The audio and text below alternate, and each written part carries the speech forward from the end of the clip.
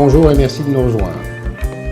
Ce matin s'est tenue dans les bureaux du PNUD une réunion qui rassemblait tous les acteurs engagés dans un projet financé par le Japon, mis en œuvre et coordonné par le PNUD, et relatif à l'élimination et la gestion des déchets biomédicaux en milieu hospitalier. À l'occasion de cette discussion, qui brosse un état des lieux du projet, je vous invite, par ce court documentaire, à mieux appréhender la problématique posée en Guinée par la gestion des déchets biomédicaux. Suite à l'épidémie d'Ebola, un nombre important de déchets biomédicaux a été stocké dans les établissements de santé de Conakry et de l'intérieur du pays. Ces stocks, composés entre autres de boîtes de sécurité contenant des aiguilles et seringues usagées, sont entreposés dans des endroits divers ou dans des zones de circulation accessibles au public, ce qui représente un risque important de transmission de maladies graves telles que Ebola, le tétanos, le sida et les hépatites virales. Une mauvaise gestion des déchets médicaux, en particulier de tout ce qui est instruments piquants, tranchants, souillés de sang, etc., est un risque majeur pour ce personnel et pour aussi les patients, parce qu'il y a une transmission à partir de cette mauvaise gestion des déchets, des infections nosocomiales, pas seulement au personnel, mais aussi du personnel aux patients ou des patients au personnel. C'est pour éviter ces risques d'infection nosocomiale que le PNUD, avec l'appui du gouvernement japonais, a lancé un vaste programme de gestion des déchets biomédicaux à Conakry, Kindia, Macenta et Kankan. On l'a appelé opération déminage, parce qu'on a estimé que ces stocks qui étaient, puisque au jour où on était, à Yasdine déjà, avec la Croix-Rouge, ils avaient une montagne. À Donka, c'était une montagne. C'était la même chose là-bas. Là, d'ailleurs, c'était pire. Et dans tous les centres de santé de Conakry, c'est le même problème qui était là. On a pu, comme le vient de dire Kourouma, constater qu'il y avait des accumulations absolument incroyables de déchets dangereux qui étaient stockés, ou pas stockés d'ailleurs, parfois répandus par terre, en absence de zone de stockage, et que ce stock avait été considérablement accru par tous les moyens, c'est une sorte d'effet pervers, tous les moyens qui avaient été amenés pour lutter contre l'épidémie d'Ebola. Donc ces stocks, qui étaient déjà importants, avaient gonflé de manière considérable. Moi j'ai été à Niasdine, la situation était vraiment terrible. Bon, il y avait un local qui était occupé par l'autoclave qui ne servait plus à gérer les déchets. Il y avait un incinérateur qui ne tournait pas. Il y avait, je pense, une fosse ouverte à l'extérieur mais qui n'était plus praticable. Et je voyais les déchets qui s'amoncelaient juste à l'entrée du pavillon de tuberculeux. Donc je pense que Niasdine est un bon exemple du problème. Il faut reconnaître qu'à l'hôpital national Niassine, on avait de gros problèmes pour la gestion de ces déchets biomédicaux. Nous avions des incinérateurs de fortune. Ces incinérateurs de fortune, il fallait utiliser le fioul, le gasoil ou le carburant. Donc, quand on venait pour incinérer ces déchets biomédicaux, c'était le tollé dans le quartier, parce que ça dégageait une fumée terrible, ce qui fait qu'au début, on les faisait la journée, mais chaque fois qu'on commençait, c'était des cailloux qui tombaient du quartier.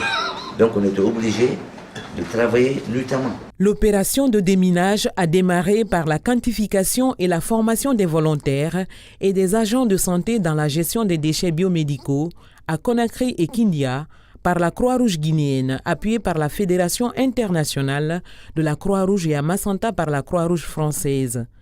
Au niveau de Conakry et Kindia, la Croix-Rouge guinéenne a procédé à la distribution de kits d'hygiène dans les structures sanitaires. Les volontaires et agents de santé ont été aussi vaccinés contre l'hépatite A et B avant de débuter la collecte et le ramassage des déchets biomédicaux. Dans le cadre du projet Gestion des déchets biomédicaux, piloté par le PNUD et financé par le Japon, 90 volontaires de la Croix-Rouge guinéenne et de la Croix-Rouge française ont participé à l'identification, à la collecte et au traitement de plus de 14 tonnes de déchets biomédicaux.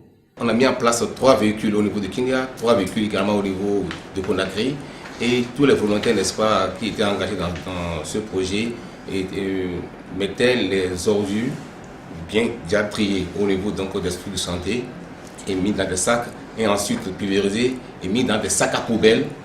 Et tout ça, n'est-ce pas, sont placés dans les véhicules et sont transportés dans les centres pour les incinérer. Les déchets provenant des différentes structures de santé de Conakry sont acheminés vers le centre de traitement Ebola de Nongo, où les boîtes contenant les aiguilles et seringues sont complètement incinérées dans un four à très haute température.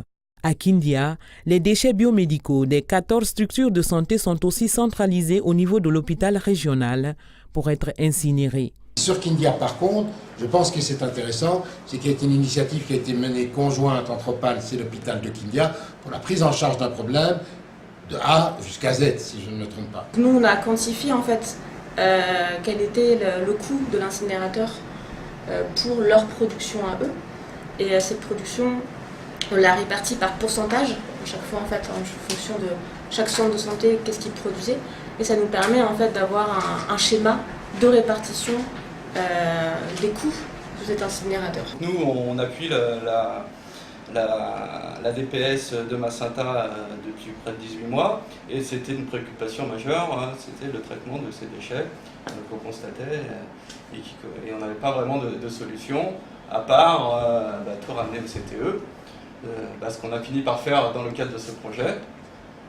Donc quelques chiffres, on a récolté jusqu'à présent plus de 1000 boîtes de sécurité, des safety box, près de 15 000 ampoules et flacons qui traînaient un peu partout. On voit que sur Macenta, on a fait de l'intervention d'urgence pour aider à désengorger une situation critique. On voit que sur Ignazdine, qui est un hôpital de très grande ampleur, on a un programme sur le plus long terme, puisque là, on va carrément rénover toute la surface d'accueil de traitement des déchets, faire les formations et tout réinstaller. Donc il y a un processus qui est en cours et qui, à mon avis, va encore s'étaler sur 3 ou 6 mois. Alors là, nous avons commencé les travaux. Ils ont déblayé le terrain, il y a eu un arbre qui a été élagué. Donc nous sommes au début du chantier, puisque déjà l'incinérateur est sur le terrain, il est couvert par une bâche pour le sécuriser, mais les travaux ont commencé. Tout à fait, ils ont commencé à creuser les fosses et nous sommes à ce stade-là. Qu'est-ce qu'on a prévu comme fin de travaux pour Ignazdine en termes de... Ils vont faire une toiture pour l'incinérateur. Ils ont déjà creusé les fosses. Ils vont faire un bureau pour le personnel qui va s'occuper et essayer d'arranger l'espace. On a été doté d'installateurs modernes et à l'heure où je vous parle, il y a une équipe de techniciens sur le site qui est en train de monter l'installateur puisqu'il est venu avec des pièces détachées. On nous a aidé à réhabiliter le local devant abriter l'installateur en termes d'infrastructures, en termes d'électricité, de maçonnerie et autres. Durant cette première phase du projet, 169 personnes ont été formées pour la gestion des déchets biomédicaux, 61 centres de santé ont été visités, 14 tonnes de déchets biomédicaux dangereux identifiés, dont 8072 kg ont été incinérés. C'est donc avec satisfaction que les partenaires ont salué cette belle initiative du PNUD, financée par le Japon, et ont souhaité que les acquis soient pérennisés. On est vraiment satisfait du fait que cette première opération a réussi et on ne voit plus de stock de déchets au niveau de la zone d'incinération. C'est une première opération qui a été salutaire. Une fois de plus, vraiment, c'est un grand réconfort pour nous et nous souhaitons que ce projet ne fasse pas un feu de paille, que ce projet continue. Un des problèmes qui est ressorti de tout ce travail sur la gestion des déchets biomédicaux est la difficulté financière des hôpitaux à assumer cette charge. Outre les opérations de déminage et de nettoyage qui ont permis de désaturer les hôpitaux de l'environnement de déchets hospitaliers, nous avons aussi décidé de lancer une étude de faisabilité qui puisse examiner toutes les options possibles quant à une centralisation des déchets sur la zone de Conakry. Autrement dit, ne plus demander aux hôpitaux de gérer cette problématique, mais les sous-traiter dans un environnement où nous réaliserions des économies d'échelle en faisant intervenir une structure qui, pourquoi pas, pourrait allier aussi bien des structures du privé que des structures hospitalières. Cette étude de faisabilité est en cours, nous attendons ses résultats pour le mois de janvier et elle donnera vraisemblablement lieu à une seconde opération d'envergure nationale qui viserait à implémenter de manière durable et pérenne un système de gestion des déchets biomédicaux. Voilà, je vous remercie d'avoir bien voulu suivre ce documentaire et j'espère l'année prochaine pouvoir vous montrer dans une étape seconde la même politique mise en œuvre au niveau national. Merci.